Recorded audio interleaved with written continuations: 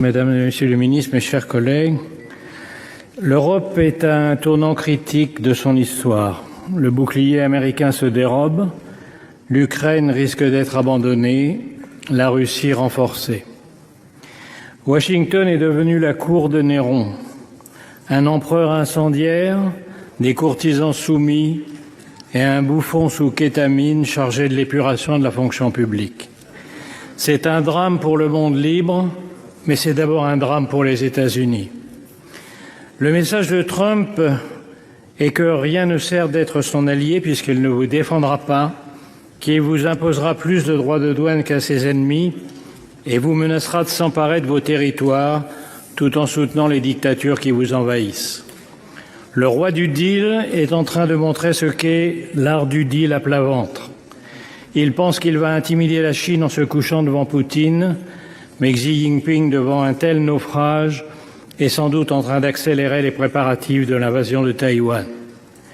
Jamais dans l'histoire un président des États-Unis n'a capitulé devant l'ennemi.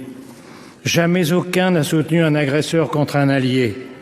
Jamais aucun n'a piétiné la Constitution américaine, pris autant de décrets illégaux, révoqué les juges qui pourraient l'en empêcher, limogé d'un coup l'état-major militaire, affaibli tous les contre-pouvoirs et pris le contrôle des réseaux sociaux. Ce n'est pas une dérive illibérale, c'est un début de confiscation de la démocratie. Rappelons-nous qu'il n'a fallu qu'1 mois, 3 semaines et 2 jours pour mettre à bas la République de Weimar et sa constitution. J'ai confiance dans la solidité de la démocratie américaine et le pays proteste déjà. Mais en 1 mois, Trump a fait plus de mal à l'Amérique qu'en 4 ans de sa dernière présidence. Nous étions en guerre contre un dictateur, nous nous battons désormais contre un dictateur soutenu par un traître. Il y a 8 jours, au moment même où Trump passait la main dans le dos de Macron à la Maison-Blanche, les États-Unis votaient à l'ONU avec la Russie et la Corée du Nord contre les Européens réclamant le départ des troupes russes. 2 jours plus tard, dans le bureau ovale, le planqué du service militaire donnait des leçons de morale et de stratégie au héros de guerre Zelensky avant de le congédier comme un palefrenier en lui ordonnant de se soumettre ou de se démettre.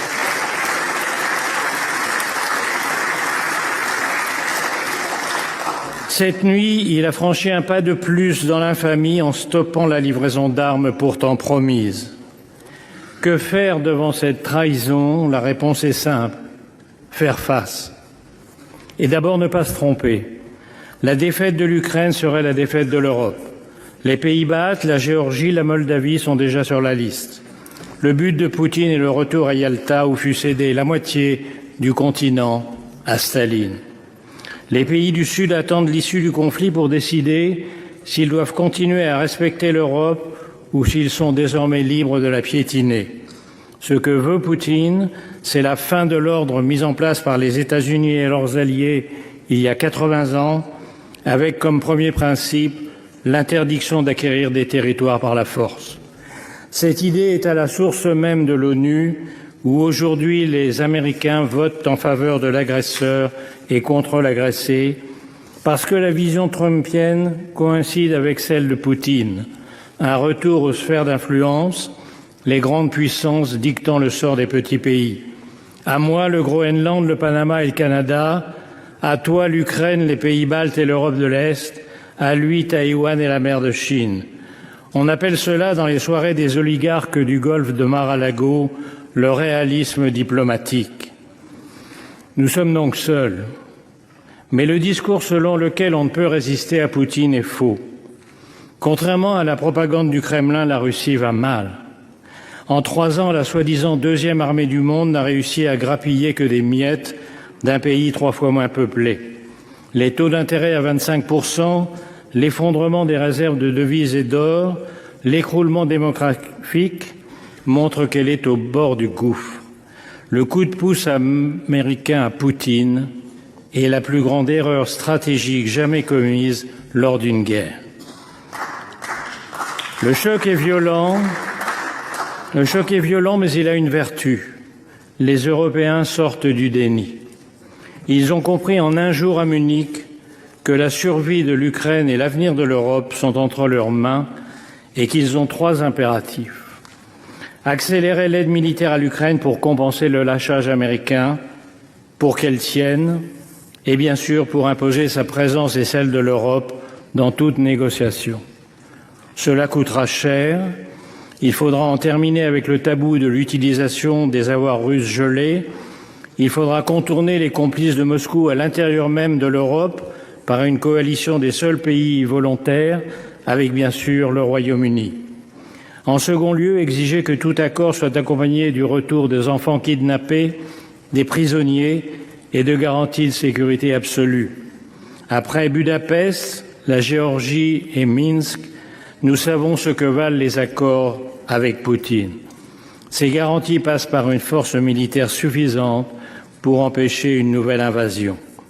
Enfin, et c'est le plus urgent, parce que c'est ce qui prendra le plus de temps, il faut rebâtir la défense européenne négligée au profit du parapluie américain depuis 1945 et sabordée depuis la chute du mur de Berlin. C'est une tâche herculéenne, mais c'est sur sa réussite ou son échec que seront jugés dans les livres d'histoire les dirigeants de l'Europe démocratique d'aujourd'hui. Friedrich Merz vient de déclarer que l'Europe a besoin de sa propre alliance militaire. C'est reconnaître que la France avait raison depuis des décennies en plaidant pour une autonomie stratégique. Il reste à la construire. Il faudra investir massivement, renforcer le Fonds européen de défense hors des critères d'endettement de Maastricht, harmoniser les systèmes d'armes et de munitions, accélérer l'entrée dans l'Union de l'Ukraine, qui est aujourd'hui la première armée européenne, repenser la place et les conditions de la dissuasion nucléaire à partir des capacités françaises et britanniques, relancer les programmes de boucliers antimissiles et de satellites. Le plan annoncé hier par Ursula von der Leyen est un très bon point de départ. Et il faudra beaucoup plus. L'Europe ne redeviendra une puissance militaire qu'en redevenant une puissance industrielle. En un mot, il faudra appliquer le rapport Draghi, pour de bon. Mais le vrai réarmement de l'Europe, c'est son réarmement moral. Nous devons convaincre l'opinion face à la lassitude et à la peur de la guerre, et surtout face aux comparses de Poutine, l'extrême droite et l'extrême gauche.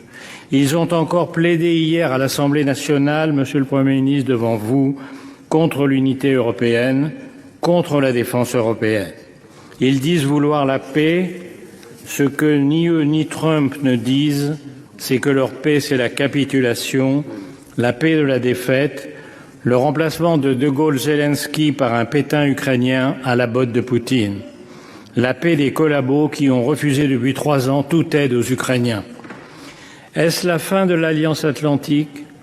Le risque est grand, mais depuis quelques jours, l'humiliation publique de Zelensky et toutes les décisions folles prises depuis 1 mois ont fini par faire réagir les Américains.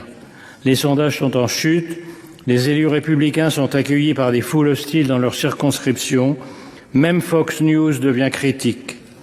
Les Trumpistes ne sont plus en majesté, ils contrôlent l'exécutif, le Parlement, la Cour suprême et les réseaux sociaux, mais dans l'histoire américaine, les partisans de la liberté l'ont toujours emporté. Ils commencent à relever la tête. Le sort de l'Ukraine se joue dans les tranchées, mais il dépend aussi de ceux qui, aux États-Unis, veulent défendre la démocratie et ici de notre capacité à unir les Européens, à trouver les moyens de leur défense commune et à refaire de l'Europe la puissance qu'elle fut un jour dans l'histoire et qu'elle hésite à redevenir. Nos parents ont vaincu le fascisme et le communisme au prix de tous les sacrifices. La tâche de notre génération est de vaincre les totalitarismes du XXIe siècle. Vive l'Ukraine libre, vive l'Europe démocratique.